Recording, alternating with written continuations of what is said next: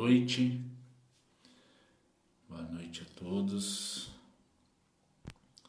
Deixa eu começar aqui a live da comunidade Vila Lobos. Já a gente vai conversar com o pastor Albert, a gente vai trocar uma ideia sobre o sermão de domingo. Mas enquanto isso vamos testar aqui o áudio. Legal que a Luana já entrou, a Rê, bastante gente por aí já, Marisol. Boa noite, pessoal. Se vocês puderem só me dar um feedback aí se o áudio tá legal, se tá tudo certinho, tá chegando legal para vocês aí. O Albert já tá entrando, eu já coloco ele aqui na conversa.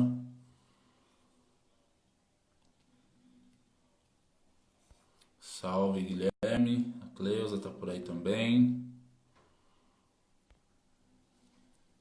Boa noite. Tudo ok, legal.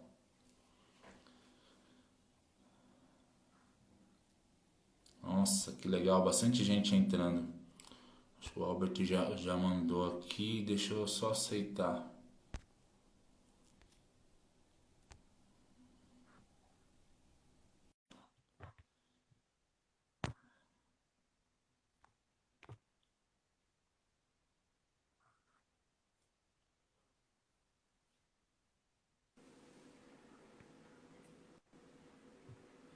Boa noite, Albert. Boa noite. Tudo bem, Tudo Fagner? bem?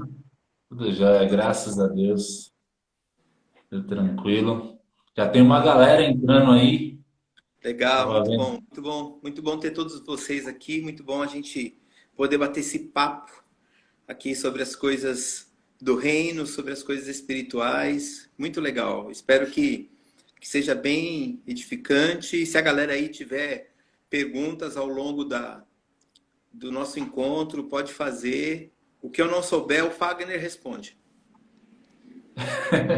Eu vou deixar então já aqui o Google aberto. Qualquer coisa a gente procura no Google. Bom, é, começar se apresentando, né? Eu sou o Fagner, sou membro da comunidade Vila Lobos e a gente está muito contente de estar aqui com vocês para bater esse papo e comigo aqui para falar um pouco sobre a mensagem que foi dada no último domingo. Está o Albert, foi ele que pregou no último domingo na comunidade. E já quero deixar o convite para vocês que todos os domingos a gente transmite o nosso culto ao vivo pelo Facebook. Então, os endereços, o link estão nas nossas mídias sociais aí. Então, se você ainda não participou com a gente, você é o nosso convidado. E eu quero começar pedindo para o Albert se apresentar, falar um pouquinho de você. A gente tem muitos amigos aí participando, mas a gente não sabe, de repente, alguém que ainda não conhece. Legal. Bom, eu sou Albert Carvalho, pastor da comunidade Vila Lobos, uma comunidade que foi plantada por um grupo de pessoas junto comigo e há 8 anos atrás, um pouco mais de 8 anos atrás. Mas eu sou pastor há 25 anos, pastor da Igreja Presbiteriana do Brasil, e temos aí procurado servir ao Senhor para ser encontrado com fidelidade. Também tenho uma formação na área de pedagogia, gosto muito de sociologia, e então as coisas vão se convergendo dessa maneira. Muito legal. Acho que tá bom, né? Sim, sim. Já dá uma ideia para quem não conhece a gente.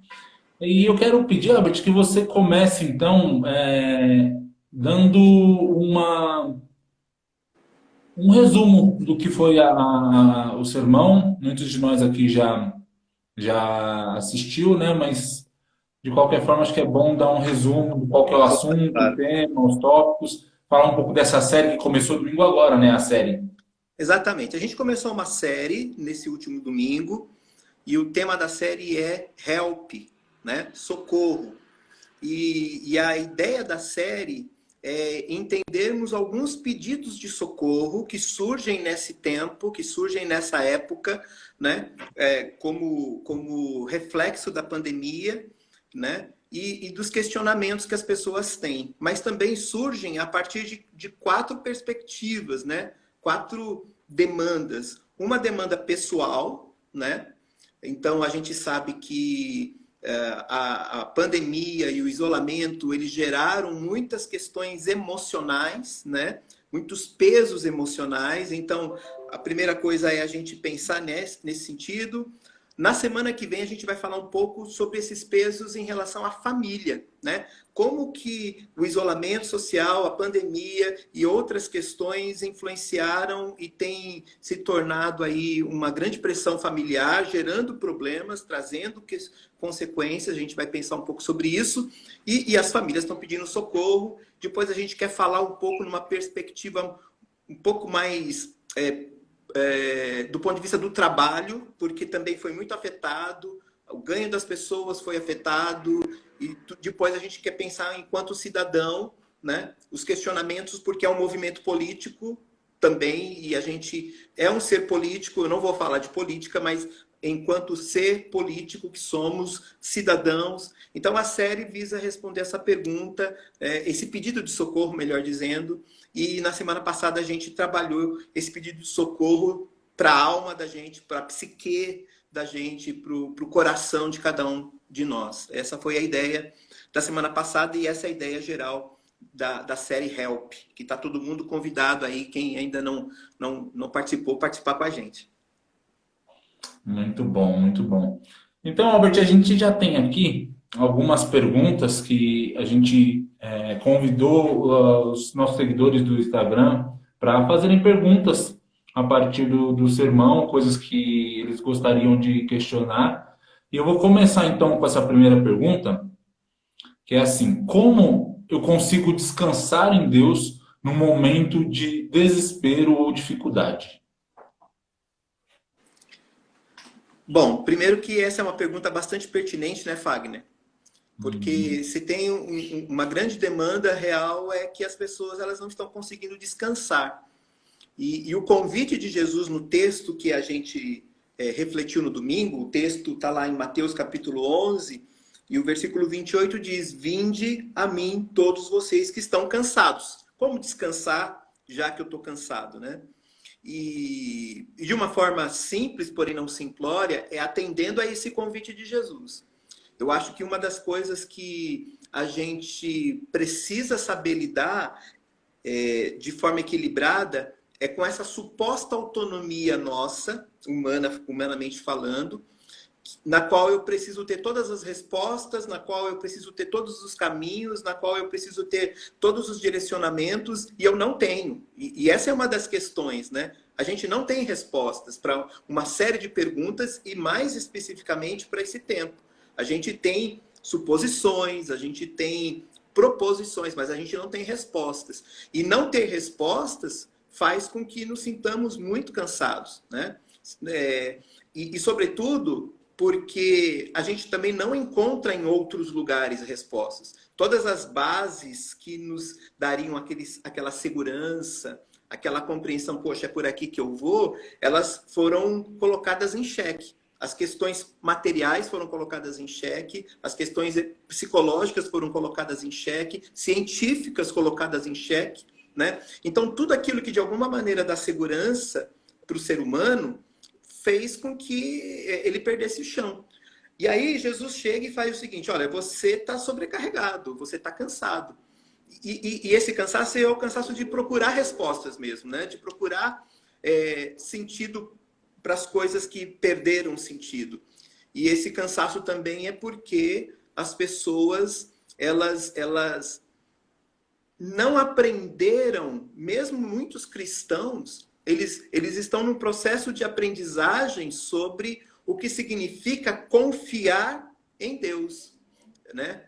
E a confiança em Deus é de que Ele está no controle. Então, quando Jesus faz o convite, vinde a mim, você que está cansado, ele dá uma base, ele dá uma base. O texto vai falar sobre isso. O texto diz assim: você deve trocar de jugo comigo, porque o meu jugo é leve. O texto diz, e você tem que aprender de mim, que sou manso e humilde de coração.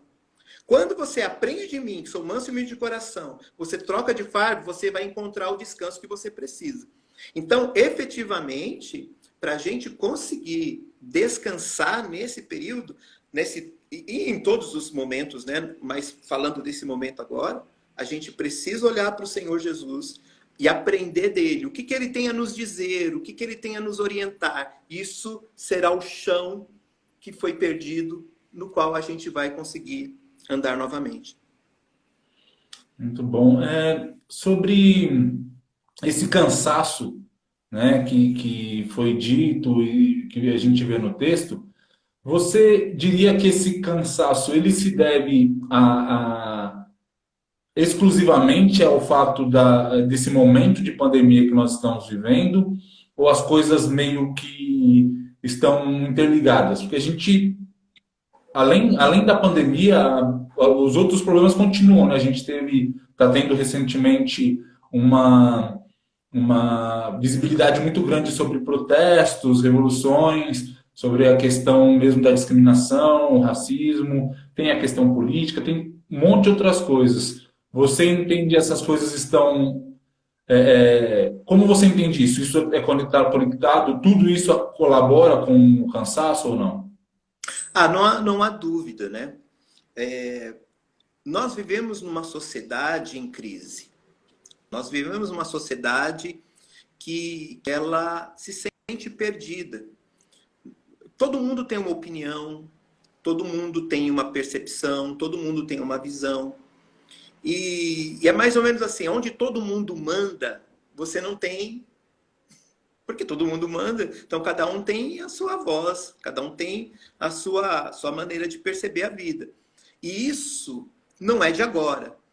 Talvez nesse momento de pandemia, ou a partir da pandemia, é como se fosse uma... Sabe quando a vesícula ela está inflamada e ela fica suporada, né? A gente já tinha um problema de vesícula, uma inflamação, sentia dor, mas ela não estava suporada. Eu acho que, metaforicamente, a pandemia é esse ato de suporar, fazendo com que espalhe doença, enfermidade, infecção nos outros órgãos, entendeu? Mas já existia isso, né? E vai continuar existindo. Por isso o convite não é só para esse momento, o descanso não é só para agora, né? O descanso é para a gente lidar com a vida, né?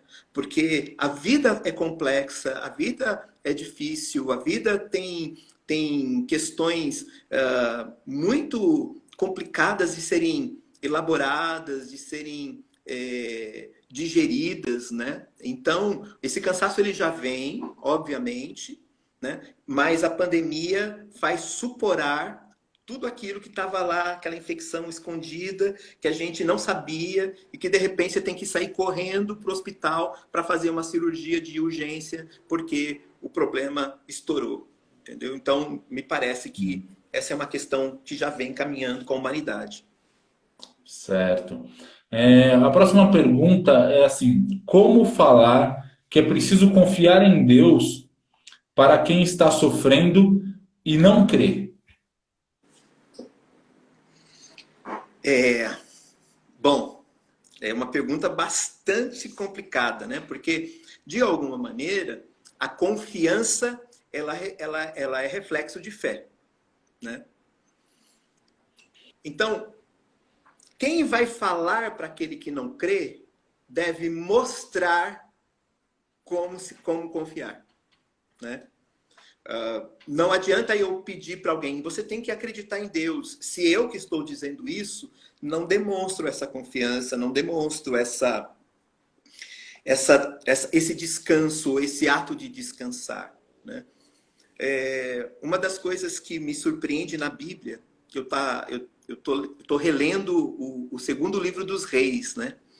E nessa releitura, teve um momento que eu me deparei pensando assim, cara, eu acho que eu não creio, viu? Eu acho que eu não sou um cara de fé, né? Claro que depois a gente vai equilibrando as coisas. E por que que eu pensei isso? Porque quando eu olhava para a vida do profeta Eliseu, ele tinha umas atitudes, né? E tem das histórias lá do Segundo Reis, tem um rei inimigo que vai contra Israel, e tá Eliseu vendo o exército inimigo se aproximar, e o discípulo de Eliseu morre de medo, morre de medo. E o discípulo de Eliseu fala assim, meu senhor, falando para Eliseu, olha lá, tem um monte de gente, de inimigo vindo contra a gente, o que está acontecendo? Aí Eliseu faz uma oração, ele diz assim, Senhor, abre os olhos desse rapaz para ele ver o que eu estou vendo. E aí, quando os olhos dele são abertos, ele vê o exército invisível de Deus, né? É uma coisa extraordinária. E aí, tranquiliza. Eu acho que quem não está crendo, ou seja, quem não consegue ver, deve ser inspirado por aquele que está vendo. E aquele que está vendo pode orar a Deus dizendo, Senhor, abre os olhos dele. Mas talvez, ainda que os olhos não se abram, ele vai nos ver tendo uma postura de segurança, uma postura de confiança, uma postura de enfrentamento adequado com a situação. Então, eu acho que para a gente ajudar quem não crê em Deus a descansar em Deus, é o testemunho daquele que está descansando. Nossa, então a gente tem uma responsabilidade aí, né? Enorme, enorme. A gente não pode prescindir dessa responsabilidade. A igreja não pode prescindir dessa responsabilidade. Eu ouvi dizer, e eu tenho repetido isso, esse momento a gente vai ver se a igreja é relevante ou dispensável. Se ela é relevante ou ela é dispensável. E igreja, eu não estou falando de uma instituição, né? Uma igreja de um endereço. Eu estou falando das pessoas que dizem crer em Deus. Né? A igreja é o grupo de pessoas que diz crer em Deus. Essa igreja vai demonstrar pelas suas atitudes se a igreja é dispensável ou se ela é relevante num momento como esse. Muito bom, muito bom. Ainda nesse assunto do descanso, tem uma outra pergunta, que é assim: a mensagem abordou a questão do descanso da alma. Isso é algo que muitas pessoas entendem de forma teórica, isso muita gente consegue entender. O que você considera, então, que torna tão desafiador tornar esse conceito em prática? A palavra alma, ela é psique, lá no Novo Testamento, né? E da onde deriva psicologia, psiquiatria, né? Então, falar da alma é falar da mente, da psique. Obviamente, numa perspectiva teológica e até mesmo filosófica, é falar do ser, da pessoa mais profunda, do ser, da profundidade do nosso ser, né?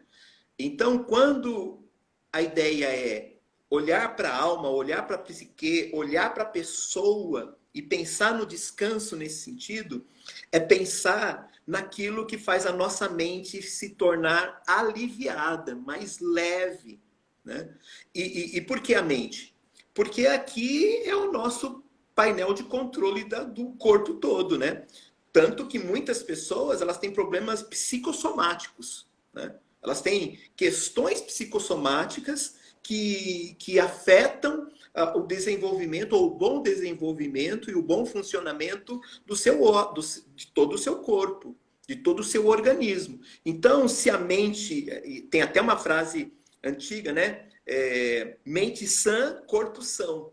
Então, descansar a alma ou a mente é você conseguir aliviar, de fato, de todas as pressões, de todas as tensões que estão aqui na sua cabeça, né? E que te perturbam, tiram o seu sono, geram uma demanda além, né? Porque todos nós nos preocupamos, né? E todos nós temos uma medida de ansiedade, até uma ansiedade que é boa, mas quantos foram tomados de uma ansiedade ruim? Né? De uma ansiedade castradora, de uma ansiedade que gera medo, de uma ansiedade que gera desespero. Quantos estão pensando assim, caramba, quanto que vai acabar isso? E se não acabar? E se eu pegar a doença? E se alguém ficar enfermo? E se de repente acontecer isso? E se de repente acontecer aquilo? Então a mente está sobrecarregada. Descansar a mente diz respeito, então, a você aliviar a mente. E como que eu alivio a mente? Simplesmente esquecendo das coisas? Claro que não. Mas, dentro da primeira resposta do descanso, né, é lançando sobre ele, sobre Jesus, Pedro fala sobre isso, né, na sua primeira carta, lançando sobre ele toda a sua ansiedade. E Paulo vai dizer isso: sejam conhecidas diante de Deus, por meio da súplica e das orações, toda a sua ansiedade. Então, você pega a questão do seu trabalho, a questão da sua família, a questão da criação do seu filho, a questão escolar, por exemplo, que está deixando os professores aí sem saber direito o que fazer, a questão do desemprego, a questão da perda do salário. Essas coisas são pontuais e o Evangelho, ela tem resposta para essas coisas, não no aspecto de vou fazer uma oração e uma mágica vai acontecer, mas no sentido de dizer o seguinte: peraí, se eu caminhar dentro da perspectiva da proposta que Jesus me faz, lançando sobre ele minha ansiedade, ele vai aliviar minha mente. E aí, com a mente aliviada, eu vou conseguir enxergar possibilidades. Porque quando eu estou com a minha mente extremamente lotada, eu não enxergo mais nada. Tem um muro, tem um monte de coisa na minha frente e a minha visão está tampada. Mas se eu vou desobstruindo isso, como? Colocando diante de Deus, colocando, aí eu vou ter a clareza, puxa, há uma solução aqui, há um direcionamento aqui, há uma possibilidade ali, mas eu preciso me tirar o peso, aliviar a mente, lançar, fazendo isso, lançando sobre Deus, e aí então eu começo a perceber coisas que eu não estava percebendo, a entender coisas que eu não estava entendendo, e parece que essa é a forma prática, né, da gente fazer. E só para completar ainda sobre isso, se eu não consigo fazer isso sozinho, eu acho que eu preciso encontrar alguém que me ajude a fazer isso, que faça isso junto comigo, né? Porque o cristianismo não é uma religião de individuais ou de individualismo. O cristianismo é uma religião coletiva. Por isso nós nos chamamos comunidade. Nós queremos, a gente carrega o fardo um do outro. Um dia eu estou melhor, eu carrego o seu fardo. Outro dia, amanhã, você que está melhor, você carrega o meu fardo. Eu te ajudo, você me ajuda, nós ajudamos outras pessoas a carregar o fardo. Legal. Essa questão da ansiedade, ela já tem sido taxada como o mal do século já há algum tempo, né? E parece que agora tudo foi potencializado, inclusive isso, e isso acaba atingindo mais pessoas, né? E é uma coisa complexa, né? Não é uma coisa simples. A ansiedade em si, toda o que envolve isso, e pelo que eu entendi até na sua resposta, a solução na prática disso também é uma coisa que é complexa, né? Uma cadeia de acontecimentos que envolve conhecer a Cristo, envolve saber que ele é capaz de se compadecer das nossas dores, envolve a questão da comunidade. Então é uma caminhada, né? Esse descansar, né? Essa coisa da pergunta sobre como É. colocar na prática, não existe uma receita simples, mas é uma caminhada, é um desenvolvimento, né? Porque a vida não é simples, né, Fagner? A vida, ela é uma complexidade. E a vida de disputa que nós temos, né? Porque a sociedade, ela nos faz disputar o tempo todo. Inclusive disputar com a gente mesmo, né? Então há uma complexidade de responder positivamente a algumas expectativas que eu chamo de expectativas desonestas, né? E quando eu vou tentar responder a essas expectativas desonestas, vou te dar um exemplo, né? Um exemplo bem de igreja. Tem um pastor tem uma igreja de 500 membros. Tem outro pastor que tem uma igreja de 100 membros. Aí, aquele pastor da igreja de 100 membros vai olhar para o pastor da igreja de 500 e vai dizer o seguinte: puxa vida, acho que eu não estou fazendo um bom trabalho porque a minha igreja só tem 100 membros, não tem 500. E isso não é verdade. O ponto de referência não é esse. Só que numa sociedade como a nossa, tudo é disputa. Então eu olho para outra família e penso assim: eu não sei o que está acontecendo lá, mas eles têm um carrão, eu não tenho. Ah, eles têm uma bela casa, eu não tenho. Ah, eles moram num bairro bacana, eu não moro. Ah, a gente não sabe o que está acontecendo lá de dentro, mas eu olho esteticamente e me referencio. Isso é desumano. Então, quando a gente vive em comunidade, a gente se relaciona e se ajuda, não porque a gente está disputando, mas porque eu vou ajudar o Fagner a ser Fagner. O Fagner vai ajudar o Albert a ser Albert. Né? E quando a gente se ajuda nessa perspectiva, a graça de Deus está sobre nós, aliviando a nossa tensão, porque eu não vou tentar ser você e você não vai tentar ser eu. Nossa família não vai tentar ser aquela família e vice-versa. Minha família tem os meus problemas, sua família tem os seus problemas, mas enquanto a gente é quem a gente é, e Deus nos chama para sermos quem somos, e nos abençoa dessa forma, a gente fica satisfeito.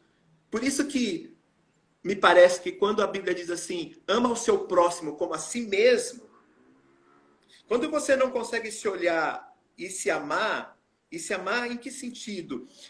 No sentido de falar assim, poxa, eu posso viver satisfeito com o que eu sou, com o que eu tenho, né? Em termos materiais, em termos emocionais, né? E eu posso, isso não ser satisfeito não significa que você não vai avançar. Eu vou avançando e nesse avanço eu vou me reconhecendo, vou me satisfazendo. Mas eu não tenho que avançar porque o outro avançou. Eu não tenho que fazer porque o outro fez. Né? Por isso que é uma complexidade. A gente sai dessa cultura de disputa, dessa cultura de olha o que eu tenho, você não tem, olha o que eu comprei, você não comprou, olha o que o outro comprou e eu não consegui comprar, sabe? Aquele lance. Quando essas coisas acontecem, a gente morre. Por quê? Porque a gente morre para ser. O ser morre. Quem a gente é morre. E aí, eu vou tentar, eu vou me sobrecarregando ainda mais. E aí, num contexto de disputa, não tem amizade, né? Tem concorrência. Em contexto de disputa, não tem carrega o meu fardo. Eu tenho medo de dizer para você qual é o meu problema, você tem medo de me dizer qual é o problema, porque isso pode ser usado contra mim, entendeu? Muito bom, muito bom. Agora, essa próxima pergunta, ela vai para um outro assunto, não outro assunto, mas para uma expressão do sermão, que foi uma expressão que fez bastante sucesso entre a gente. A gente conversou sobre ela nos pequenos grupos até, houve algumas menções, e foi um termo que você usou que foi revolução silenciosa. A pergunta é assim: o que seria a revolução silenciosa por definição? É o mesmo que ficar em silêncio, literalmente? Por definição, nenhuma revolução é apática. Então, esse silêncio não é um silêncio do ponto de vista de que pessoas não estão ouvindo, mas de que os poderosos não estão ouvindo. O texto explica isso, né? Me permita ler aqui o texto. Versículo 25 do capítulo 11 de Mateus. Naquela ocasião, Jesus orou da seguinte maneira: Pai, Senhor dos céus e da terra, eu te agradeço porque escondestes estas coisas dos que se consideram sábios e instruídos e as revelaste aos que são como crianças. Sim, Pai, foi do teu agrado fazê-lo assim. Então, eu chamei de silenciosa porque Deus está fazendo a despeito de quem não está vendo, de quem não está se interessando, de quem não está percebendo. E por que não está percebendo? Porque tem pessoas, e aí eu digo pessoas, estados, instituições, que eles se arvoram, eles se montam em cima de si mesmos. e acham que vão obter todas as respostas e não estão atentos e não querem estar atentos ao que Deus está fazendo. Deus está fazendo de uma maneira extraordinária que muita gente não está vendo. Mas quem está vendo? Quem é o alvo dessa ação de Deus? Mas é silenciosa, porque enquanto as pessoas estão correndo, estão batendo cabeça, estão tentando fazer um monte de coisa para solucionar e trazer resposta, Deus já está fazendo isso. Deus está fazendo isso ao longo da história, Deus está fazendo isso usando pessoas, Deus está fazendo isso revelando quem Ele é e revelando quem Jesus é.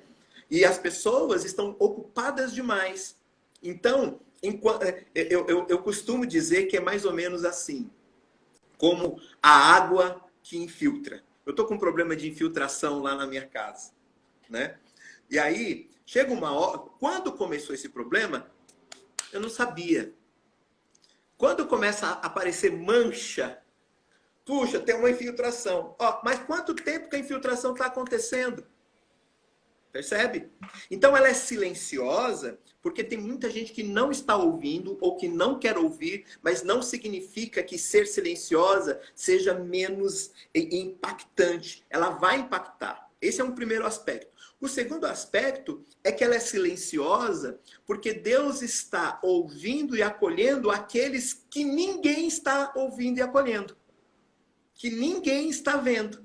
E Deus está trabalhando na vida dessas pessoas.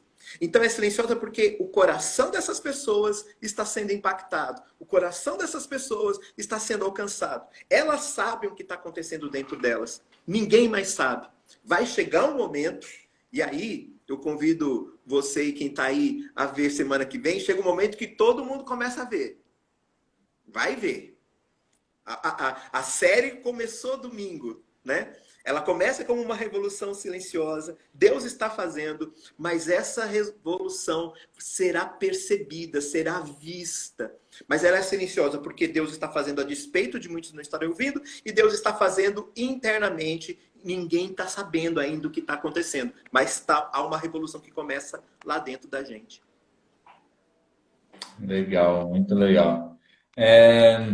A próxima pergunta também tem a ver com essa revolução, e é assim, existe um limite para se envolver com uma causa, mesmo que seja completamente genuína?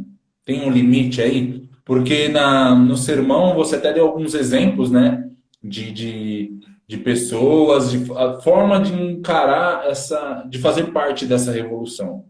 Formas diferentes. Até se você quiser citar esses exemplos, alguns desses exemplos. E aí essa pergunta vem nesse sentido. Tem um limite de envolvimento nas causas? Bom, eu não sei, me parece que a pessoa que perguntou talvez queira dizer o seguinte: existem causas que são causas sociais, e obviamente quando a gente está pensando nas causas sociais, a gente está pensando em revoluções sociais, né? A gente está pensando em transformação social. E o viés é esse mesmo, né? Mas a gente tem como pano de fundo, como base, o cristianismo. A gente está falando das escrituras, da palavra de Deus. E a palavra de Deus, ela estabelece, sim, esse limite. Ela estabelece qual limite? O limite que Deus impõe. E o limite que Deus impõe é o limite da sua graça, da paz que Ele produz. Vou tentar dar um exemplo bíblico sobre isso. Quando Jesus foi preso no Getsemane, os discípulos tentaram guardá-lo. E diz o texto lá que Pedro se levanta, pega uma espada e arranca a orelha de um dos soldados. Jesus olha para Pedro e depois de ter curado a orelha do soldado, diz assim: você não sabe de que espíritos você é? Você não sabe quem é você? Você não sabe de onde eu vim? Então eu diria que o limite está nesse sentido, né? Num certo aspecto. Ou seja, a minha revolução, ela não pode, a revolução cristã, ela não vai pegar em armas. Ela não vai pegar em armas. Ela não vai matar o outro, né?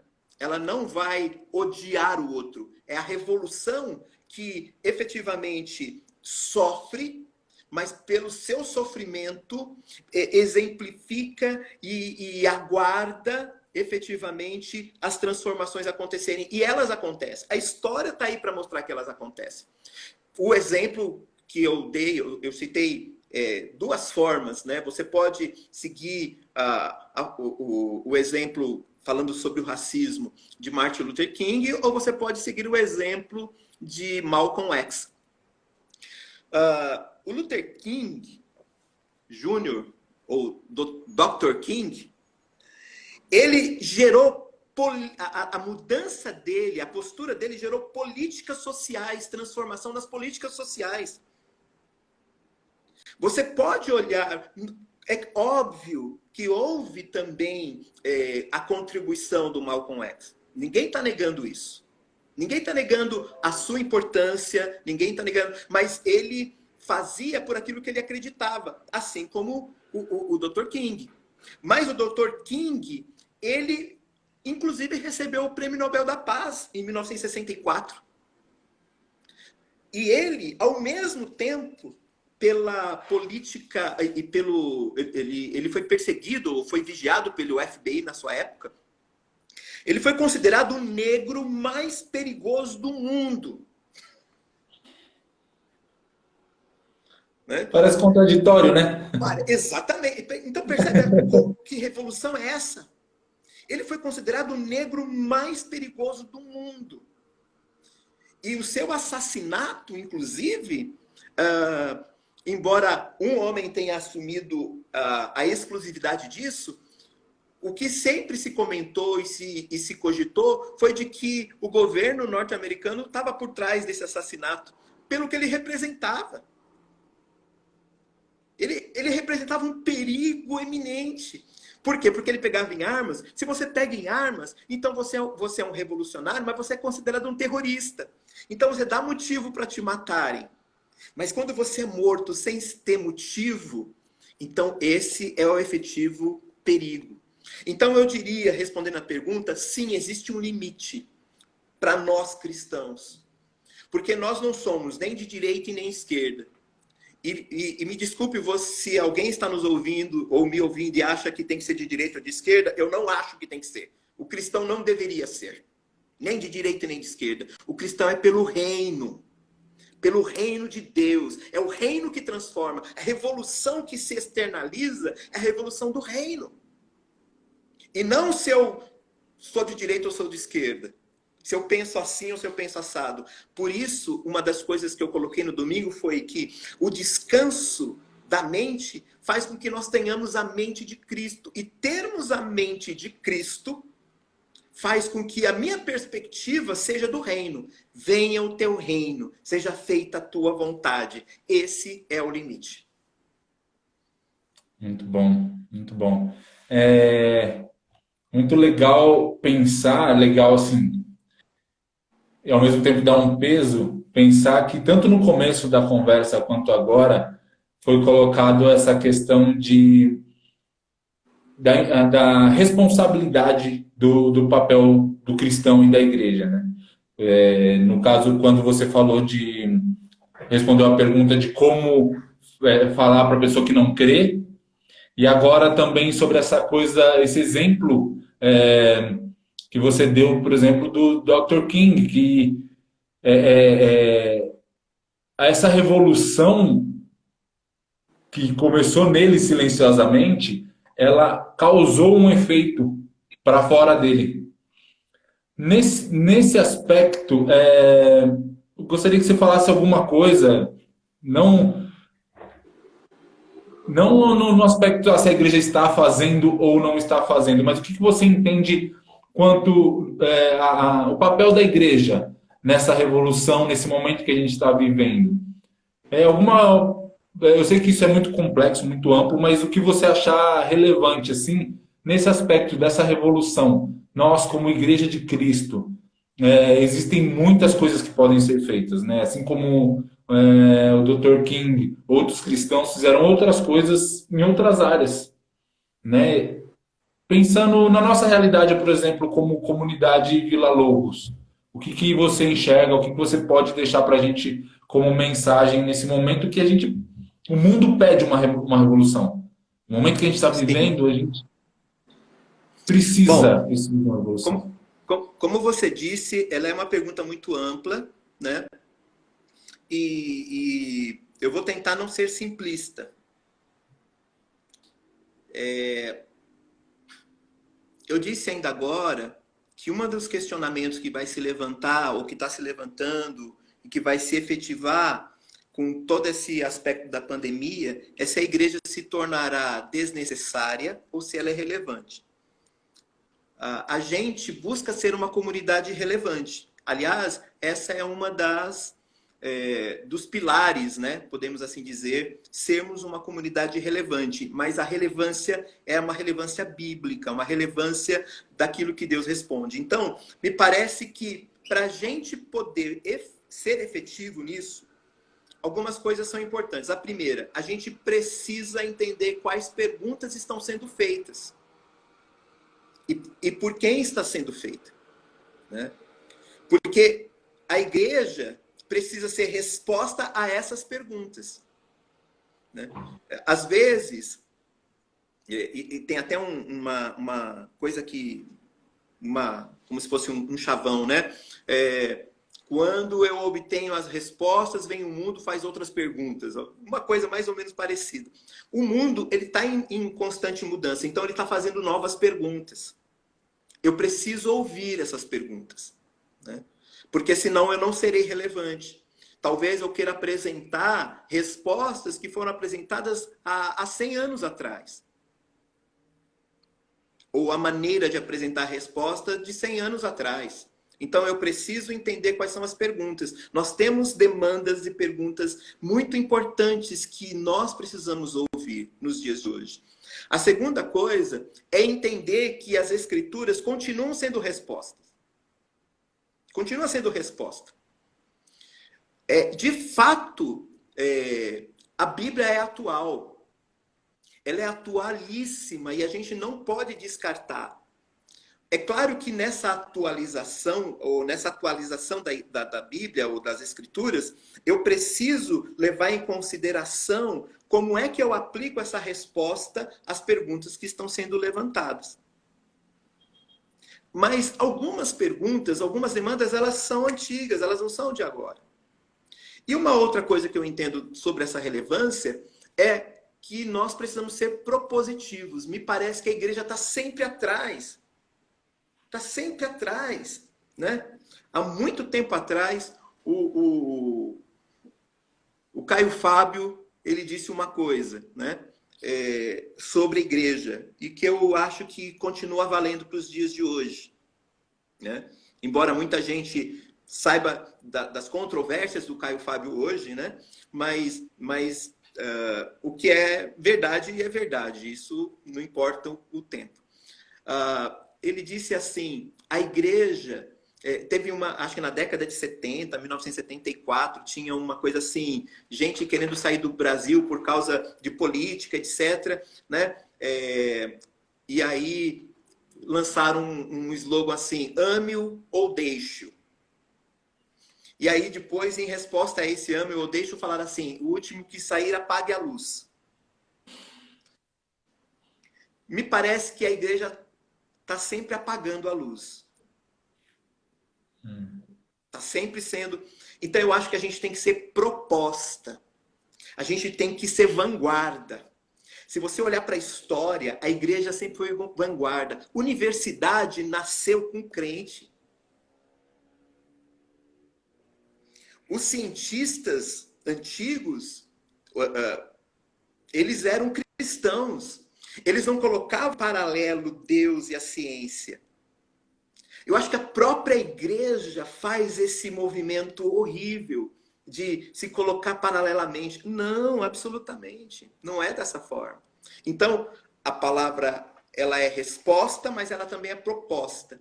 Então, a igreja, para ser relevante, ela tem que olhar as perguntas, ouvir as perguntas, responder biblicamente e propor. Como é que eu proponho coisas diante dessa e daquela demanda? Né? De forma muito geral, sem ser específico, colocando de forma geral. Muito bom, muito bom. Esse é um tema. Essa série, né? O tema dessa série é um tema que é muito conveniente para o momento que a gente está vivendo.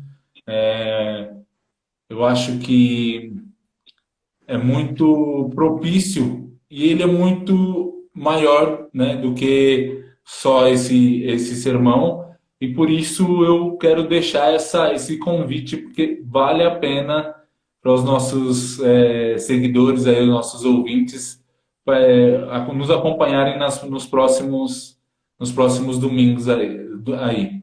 Esse tema ainda vai ser desenvolvido por mais 3 domingos, é isso? Três semanas, né? Como eu disse. No próximo domingo, rapaz do céu, eu, a minha cabeça tá assim, do tipo, meu Deus, será que eu vou falar essas coisas? Porque eu vou falar sobre família, né? Eu vou falar sobre família. E eu quero falar sobre o que Deus fala sobre família, né? Hum. Porque é resposta de Deus para a situação das famílias de hoje. Não dá para ser diferente, né? E então fica a proposta aí para o pessoal acompanhar, gostando de mim ou não, né? Eu vi que A surgiu uma gente. pergunta aqui. Isso que eu ia ler, a do Guilherme, né? Em Isso. que, ele está perguntando aqui, em que momento histórico a igreja passou a ficar para trás no tempo exatamente? Ou por qual motivo você acha que isso aconteceu? Eu diria, obviamente, essa pergunta ela é muito ampla, né? Quem que fez mesmo? Guilherme? Um tal de Eu acho que eu Guilherme conheço. aqui. Eu Um tal conheço, de eu conheço. Guilherme. Podia ter feito a pergunta mais em casa, né? Tô brincando. Por acaso ele tem o seu sobrenome, por acaso. Exatamente, pois é. Mas é excelente a pergunta. A pergunta é excelente. E ela não é de uma resposta muito simples, porque a gente tem que olhar para a história. E olhando para a história, a gente vai ver que com o advento do iluminismo, quando o iluminismo surge, ele coloca, faz de Deus desnecessário, né? E a igreja, por um lado, ela insistiu em permanecer com aquela postura antes do iluminismo. Óbvio, tem muita coisa nisso, né? Então, como é que eu contraponho perspectivas que não são reais, perspectivas que não são bíblicas? É o famoso ouvir as perguntas para poder dar as respostas. Mas com o advento do iluminismo, a igreja foi ficando para trás, porque ela insistiu em falar latim, insistiu em ser domadora ao invés de discipuladora. A igreja insiste nisso. A igreja ela não evolui do ponto de vista social, mantendo-se fiel às escrituras. Ela não foi fiel nem antes e nem ficou depois. Então ela perde campo de espaço, ela perde campo de ação. E ela começa a se tornar, então, para trás nesse momento, no meu entendimento, na minha leitura, a partir desse momento. E para os dias de hoje, eu acho que a igreja ela acaba apagando a luz quando ela ridiculariza a fé. Do tipo, coisas que eu tenho ouvido. Ah, agora eu vou fazer uma oração, vamos dobrar os joelhos aqui. Isso aconteceu à luz do dia, lá diante do palácio, um monte de gente ajoelhado e dizendo o seguinte: agora eu repreendo o coronavírus. Mano, pelo amor de Deus. Entendeu? Agora eu faço. Não, como é que você vai fazer uma coisa? Então, a igreja, ela acaba sendo ridicularizada. A fé, melhor dizendo, acaba sendo ridicularizada. Então ela vai apagando a luz. Quem quer ouvir isso? Claro que todo mundo quer a cura. Mas quem quer ouvir isso? Ao invés da igreja trabalhar para que efetivamente a cura seja descoberta, porque a gente tem cientistas para isso, a gente tem pessoas que trabalham para isso, Deus deu para elas capacidade, formação para isso, eu vou tentar ridicularizar a fé dizendo o seguinte: a partir de agora eu vou fazer uma oração e tudo vai passar. E tudo vai se deixar. Então a gente está apagando a luz por causa disso, né? E aí, quem é que vai acreditar? É Não sei se difícil, eu né? consegui responder, mas ela é Sim, muito sim, ampla, mas eu estou vendo esses dois pontos, né? sim. É, é, na minha, na minha perspectiva, acho que a gente acaba. Ó, tem gente repreendendo aí o espírito do corona. É uma pessoa também que eu não sei, sabe?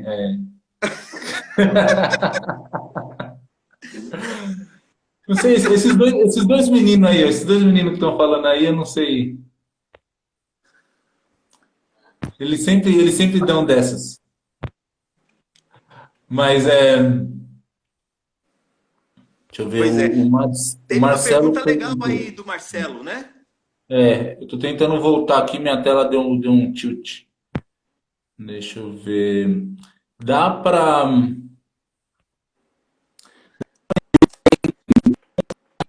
dente? Dá para ter um equilíbrio entre confiar e ser prudente, né? Isso. Ok. Você Sim. acha que confiar significa ser imprudente? Não? Não. Por isso que existe equilíbrio, sim. Me parece que o equilíbrio entre confiar e ser prudente está na harmonia em que você entende aquilo que é o seu papel e aquilo que é o papel de Deus. Se harmoniza. O seu papel e o papel de Deus. Quando eu olho para as Escrituras como resposta e como proposta, eu vou entender qual é o papel de Deus. Mas também ficará claro qual é o meu papel. Vamos pensar nesse momento, né? Tá todo mundo extremamente alvoroçado com a abertura, né? Das lojas, com a volta à normalidade, etc. Né? E aí, diante disso, tem gente que vai, e tem gente que fez isso, né? Fala assim: não, eu não preciso usar máscara, eu não preciso fazer isso. Gente, isso é imprudência. Isso não é falta de confiança, isso é imprudência. Ah, não, não vou pegar, não. Ou do tipo, imagina, você conhece alguém que pegou? Você conhece alguém que pegou? Tem gente que, meu Deus, gente falando isso. Você conhece alguém que pegou? Caramba, tudo bem, eu preciso até ser autoconfiante, vamos dizer assim, para aqueles que não acreditam em Deus. Até eu preciso ser autoconfiante, mas eu não posso ser imprudente. Então a prudência me diz o seguinte: caramba, não gasta mais do que você ganha, por exemplo. A prudência me diz: se você comer fritura o tempo todo, você pode ter um problema estomacal. Se você só dormir tarde e acordar cedo, você fica com menos horas de sono, você vai produzir menos. Essa é a nossa parte, né? Então, o equilíbrio entre prudência e confiança existe aquilo que é Deus quem faz, existe aquilo que sou eu quem faz e que devo fazer, e eu vou equilibrar essas duas coisas com sabedoria. Eu diria isso. Legal. Isso já resolveria muitas questões, né? Poxa. Mas então, Albert, o nosso tempo está terminando. O tempo é limitado aqui para a live. A gente tem apenas alguns minutos e eu queria deixar livre até para a gente não correr o risco de, no meio do que a gente vai falando, cair, né? Tá Mas eu certo. queria deixar um tempinho aí para você deixar uma mensagem e uma bênção para a gente encerrar. Eu quero já agradecer, né, a sua disponibilidade e o seu tempo aí e tudo, a sua sabedoria, né? Isso que você, tudo isso que você compartilhou com a gente, isso é de muito valor para a Ok, gente. Fique à vontade. obrigado. Eu queria lembrar algo que foi dito domingo, né? Dentre as coisas que foram ditas, eu trouxe uma palavra de John Stott e eu vou ler aqui para não me perder, para não correr o risco. Ele diz assim: de todos os problemas globais que nos confrontam hoje, nenhum é tão grave quanto a ameaça da autodestruição humana, da raça humana. Então, se as pessoas estão se autodestruindo e estão se autodestruindo, e ele não disse isso ontem, ele disse isso já tem algum tempo, talvez a questão é: quem serão as pessoas que vão trabalhar para minimizar essa autodestruição? Eu diria, usando também aquilo que foi falado domingo, o exército de improváveis. Porque eu acho que... Acho não, eu tenho certeza que nessa revolução silenciosa a gente tem expectativas sobre várias pessoas. A gente tem expectativas sobre os cientistas, a gente tem expectativas sobre os governantes, sobre a melhor decisão, a gente tem expectativas sobre as pessoas que têm recursos, aquilo que elas podem fazer, aquilo que elas podem atuar. E nenhuma expectativa sobre gente simples. Nenhuma expectativa sobre gente que, de repente, é considerada pela sociedade desqualificada. E pode ser que alguém entre nós que está vendo isso, ou que nos vê, que nos assiste, que participa da comunidade, olhe para si e pense assim: eu só posso isso, eu só posso aquilo. Deus está levantando um exército de gente improvável. E eu espero que nós estejamos nesse exército, né? Quando Jesus começou a se revelar e foram falar de Jesus para Natanael, Natanael disse assim: pode vir alguma coisa de Jerusalém, alguma coisa boa de Nazaré. Nazaré? Alguma coisa boa, Nazaré? Quando Deus levanta Davi, Davi era de uma cidade, o rei Davi, de uma cidade, e ele era o menor dentre todos os irmãos. Era improvável, improvável. O exército que Davi fez foi um exército de improváveis. Gente endividada, gente condenada, gente que não tinha qualificação social, humanamente falando. Deus está levantando um exército de improváveis. E está dando para essas pessoas a graça de serem usados. Então eu queria dizer para você que está nos assistindo que você deve fazer parte desse exército e pedir para Deus encher você do Espírito Santo para que Deus use você com a tua formação, com a tua criação, com os problemas inclusive que você tem, com as dúvidas que você tem, apesar dessas dúvidas, dizer assim: Senhor, por favor, eu quero ser usado. E às vezes você vai ser usado para uma pessoa que vai gerar mudança lá na frente, né?